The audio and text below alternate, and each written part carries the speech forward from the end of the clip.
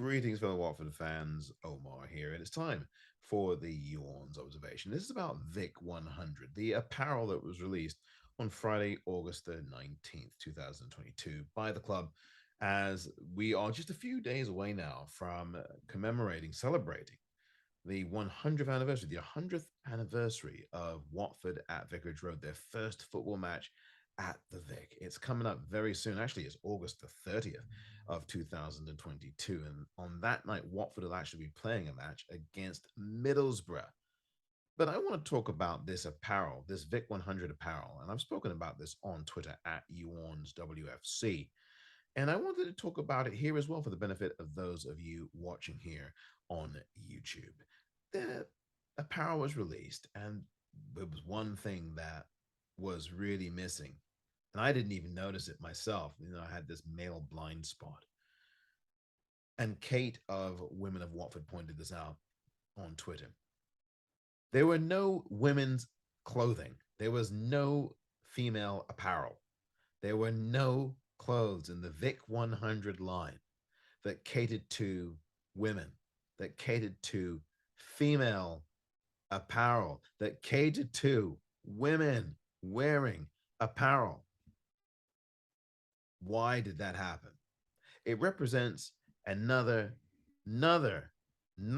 problem at this club where there are decisions being made by some people that are very ill-advised, and those same decisions keep getting made over and over and over and over and over again.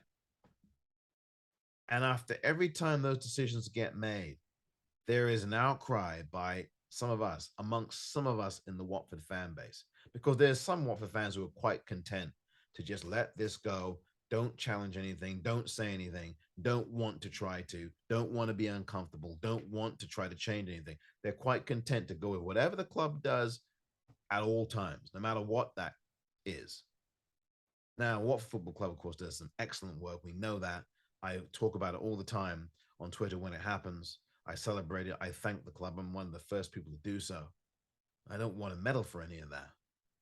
When the club doesn't do things correctly, I am also one of the first people to talk about it, and not just talk about it, but also constructively criticize and give advice about how to make things better.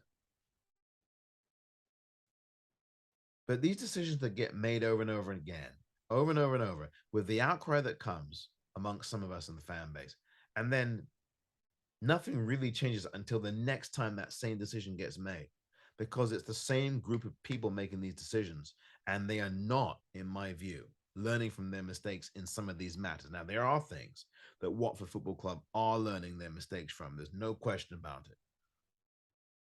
But as we saw with the Elton John line of clothing, no female-centered clothing. None. Why? Why? Last time I checked, Elton John had female fans. The last time I checked, there were female supporters of Watford Football Club. It's very well and good to have words in a Watford shirt that are words like empowerment, inclusion, diversity, respect, and other such types of words. But those words mean nothing if internally at Watford you don't have the empowerment, the inclusion, or the diversity, or the respect. Because once again, female fans are being disrespected. That's what it boils down to. And I think the club has to do a lot better about how it makes these decisions. And I think, quite frankly, the reason why decisions like this continue to get made is because you do not have a diverse group of decision makers. So, of course, you're going to see that same bad decision made over and over and over and over, spinning around in a spinning wheel, because there is no real commitment to actually diversifying the decision makers in the boardrooms, in the marketing rooms, in these areas. So, hey, presto, you get the same bad decision getting made. It's not a good look when you're releasing for your 100th anniversary at Vicarage Road only male apparel. Not a good look. And it's also not a good look when you try to censor or ignore those people who are actually trying to help you make this club a better club, better than it already is. Not a good look to do that. It shows your hostility and your contempt for the people who actually want you to live up to in your boardroom the things that you so publicly preach: the diversity, the empowerment, the inclusion, the family, the respect, all of those things that you do an excellent job of. When you reach out to communities and you do all these excellent initiatives, and I thank you, thank you, thank you for that. Keep that good work up. But when you're doing that outside, but you're not doing nearly enough in your boardroom to diversify it, to diversify the decision makers in it, so that you don't have these same boneheaded decisions being made, then it's really very hypocritical and all for nothing. We all need to play our part in trying to make this world a better place. And yes, there's always going to be people who resist change.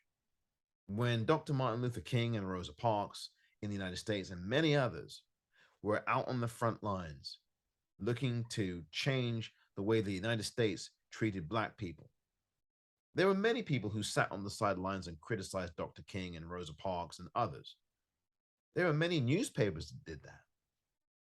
And like that, here in 2022, you're going to always have a number of people who are going to sit on the sidelines, throw the peanuts from the peanut gallery, and start calling people names and saying things about not needing to have, for example, women's clothing, or saying things like, well, there's parts of places I go to where it's all women's clothing and there's just a little bit about the men.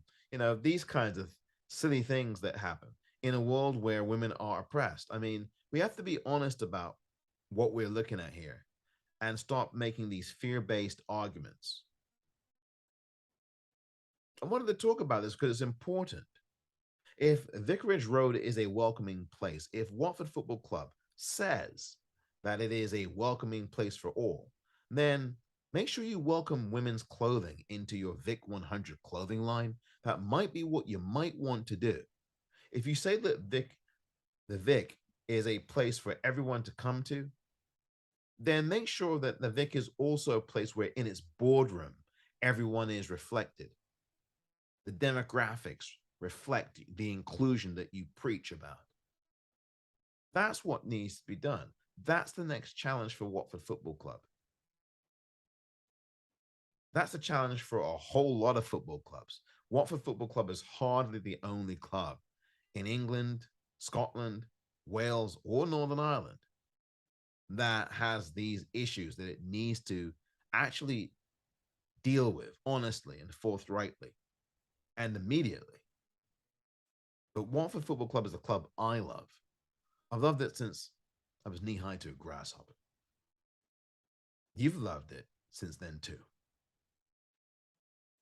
So this is an appeal made with love and care and concern. I want my football club to be even better than it is now. That's what I want. I dare say that there are a number of Watford supporters who want the same.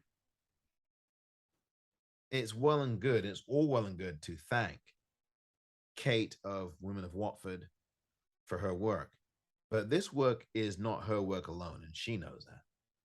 Goes without saying. This work is all of our work to do. Whether it's ending racism, whether it's ending misogyny, whether it is putting a structure in place that sees more people who look diverse inside the Watford boardroom and in the decision-making positions, whether it is having women's clothing, for goodness sake, in a Vic 100 apparel line. You might want to have that.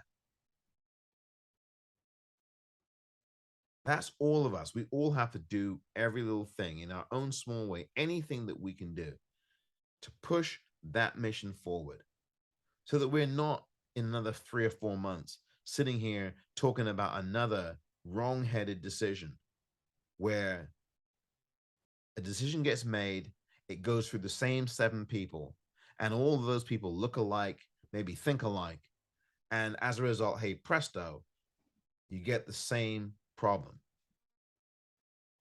This club can never, ever afford to rest on its laurels. And I know it won't rest on its laurels. I know that. But it also has to take a really close look at itself in the mirror because Watford can be even better as a football club than it is now.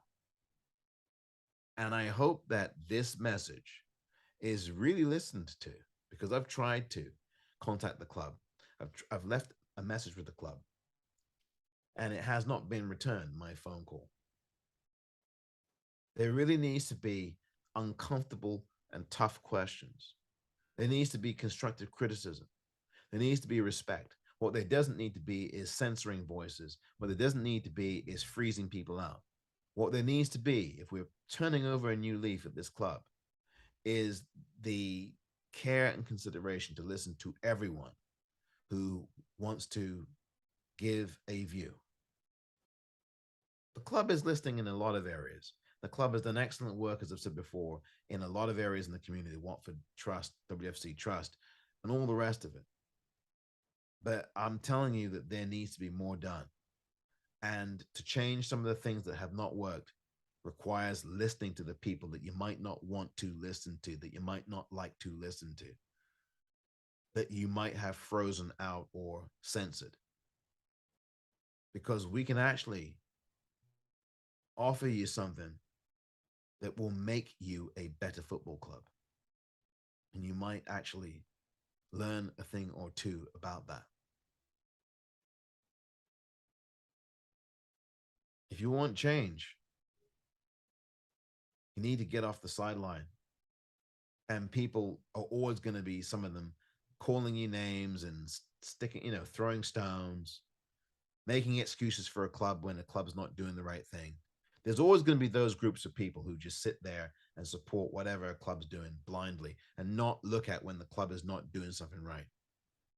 I praise this club when it does right, and I criticize it and do so constructively when it's doing something wrong. You can't have yes men and women or yes people at a club and expect that club to improve. You have to be willing to listen to voices who are going to make you a little uncomfortable, going to make you a little bit concerned. Because you know how you deal with uncomfort and discomfort?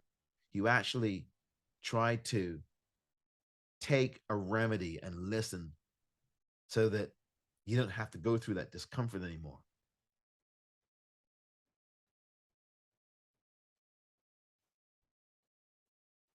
I think it's imperative upon us to stand up and raise our voices. Watford Football Club can really lead the way, not just what it does in the communities, because in a great many real senses, it does lead the way, but also lead the way through the ability to diversify internally the decision making and the boardroom and the other corporate hierarchies so that we don't have these very ill-advised decisions, so that we don't have an American Airlines promotion that says that everyone at Vicarage Road has to dress up in American flag wearing costumes. That's not something that's not something that's been thought through. It's with the same group of people so that we don't have people at the club being hostile to those who want to provide suggestions and solutions. This club can do so much better.